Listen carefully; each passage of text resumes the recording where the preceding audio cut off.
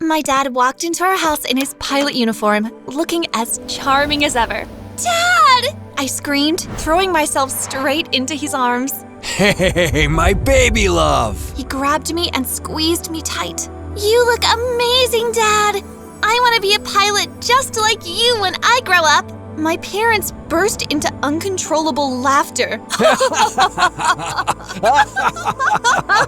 What? Heck no! Exactly. Women, especially who look as good as you and your beautiful mother here, He hugged my mother and squeezed her shoulder in an affectionate way. do not need to work that hard in order to be able to survive. All you need is a good, responsible man like me to take good care of you. Yup. Huh? But I want to be a pilot. I love flying. Your husband will fly you around the world. What about money? I'd like to make money too. Your husband must give you more money than you need. But I'd like to do something. Enough. If you really want to work, something that's absolutely unnecessary for someone like you, then why don't you try becoming a makeup artist or a beauty influencer like we keep seeing online? Makeup? Beauty? I'm not interested in all these boring activities. I want to be a pilot. My mom lost her balance for a second and almost fell down after I said this. Oh my God, honey, what's the problem? Love wants to kill me. I have no idea what we've done wrong. My dad held her from behind and made sure her feet were strongly on the floor so there was no risk of her falling. She's only 10, my darling. She has no idea what she's talking about. He said as he carefully guided her towards their bedroom while she clutched her head and heart. Jeez, so dramatic.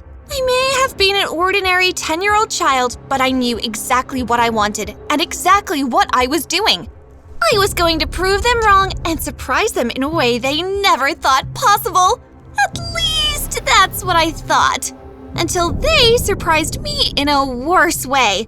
Watch till the end to find out how this happened. Don't forget to like and subscribe if you want to have supportive parents or be a supportive parent yourself. My parents were terrible. Yes, I mean it. Do you have any idea what I went through after and even before the conversation you just watched? Of course you don't. Fine, I'll tell you. Right from the very beginning. My mother was what you'd call an empty skull with a beautiful face. She believed that the power of a woman lay in her outward appearance, face, hair, skin, and body.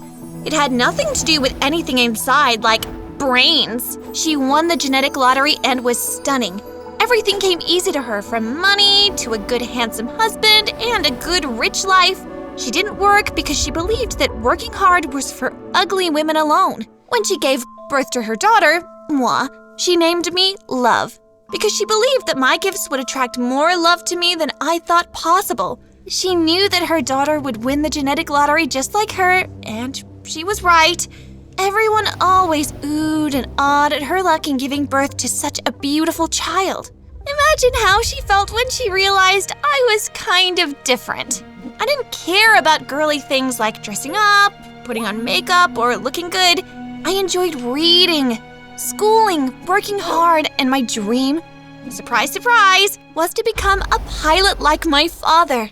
You know what happened when I told them my dream career for the first time already? My mother almost fainted. Imagine that!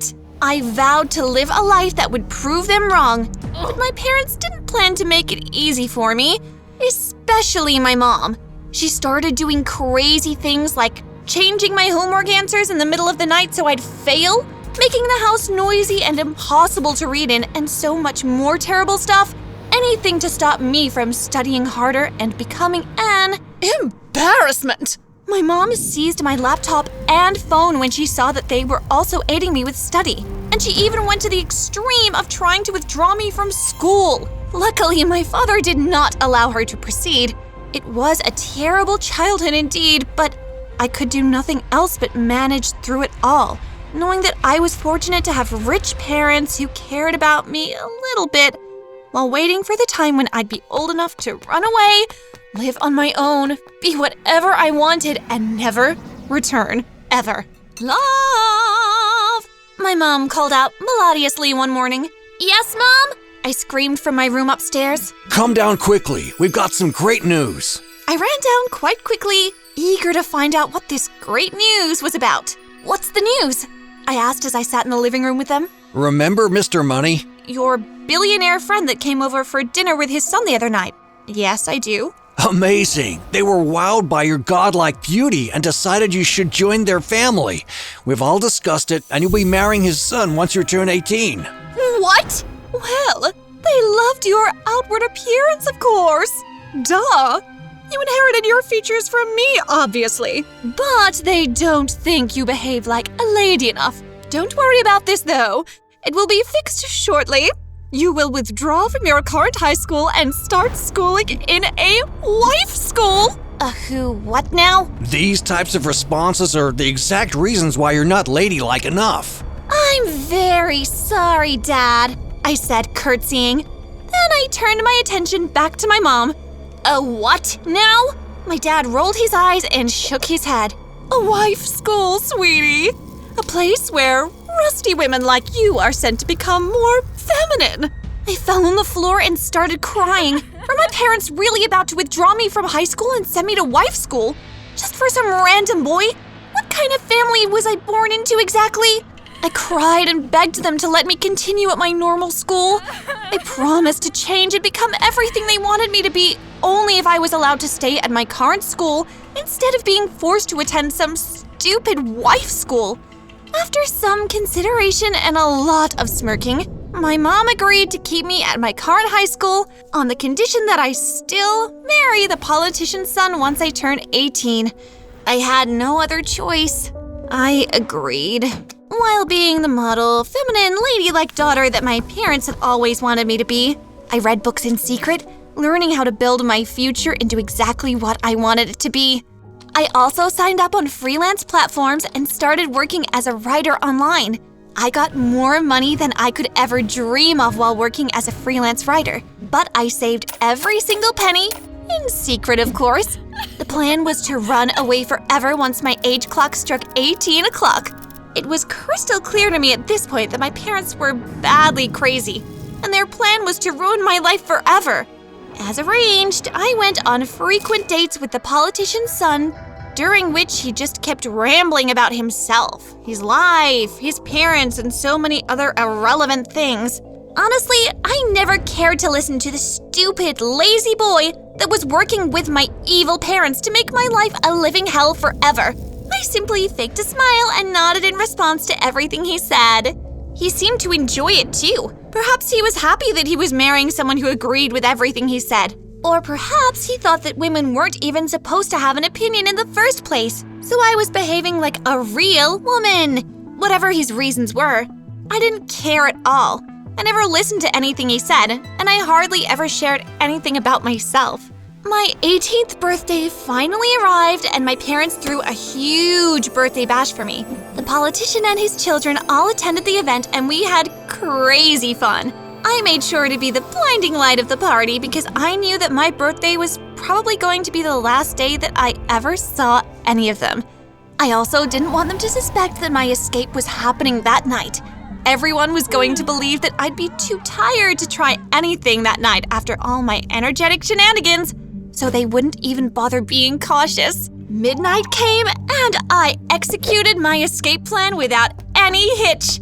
Everything went smoothly, and by the end of the next day, I was settled in an Airbnb in a new country far, far away from my parents and everything I'd ever known. It took me a couple of weeks, but I got an apartment, set it up, got a new phone, and began my new amazing life. I kept on working hard online, and my money continued growing. It was so much fun to know that I had finally escaped my parents, and it was time to live my life exactly how I wanted to. Once I was ready, I applied for flight school and got in. It was time to rule the world. On the first day of my flight lessons, I stepped out of my apartment, and the day was just so beautiful. I danced my way to the airport with a huge smile on my face, but this smile turned upside down once I saw who my new flight tutor was going to be. What are you doing here? What are you doing here? Are you following me? I should be the one asking you that. What exactly are you doing here? Didn't you run away immediately after your birthday? I was all dressed, standing in the church at the altar in front of a crowd waiting for my wife-to-be when I was informed that my wedding was no longer happening. It was terrible, embarrassing, and humiliating. Have you come here to destroy my life again? I'm really sorry that I embarrassed you. That was not my intention. I just couldn't get married to you. I'm sorry. It's okay, I'm glad you ran away, because I didn't want to get married to you either. My parents were forcing me into it, and I didn't have the guts at that point to refuse them. I'm surprised that a 20-year-old billionaire can't say no to his dad. Actually, I'm a billionaire's son, not the actual billionaire. We both laughed. So, what are you doing here? Did you change your mind? Nope. Thank God. We laughed again. I'm here for flight lessons, and it seems you're my tutor. He looked down on the onboarding documents that he was holding. Oh, that's right. I apologize. Get in.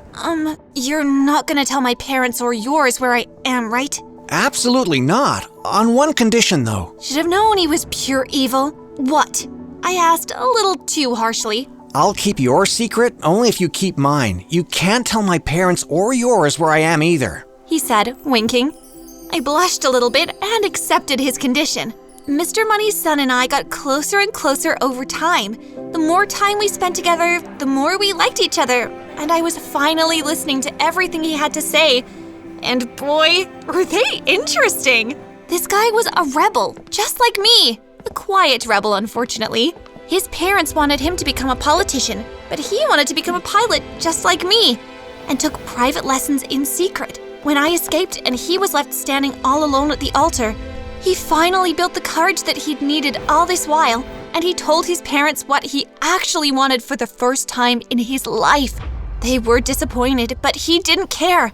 He left them and came to begin a new life in a faraway place, only for him to meet the girl who ran away from him and set him free. Don't you think this was fate? He asked me one day, and I blushed because I felt the same way. We bonded over our weird and dramatic parents and kept going out, falling in love with each other over and over again.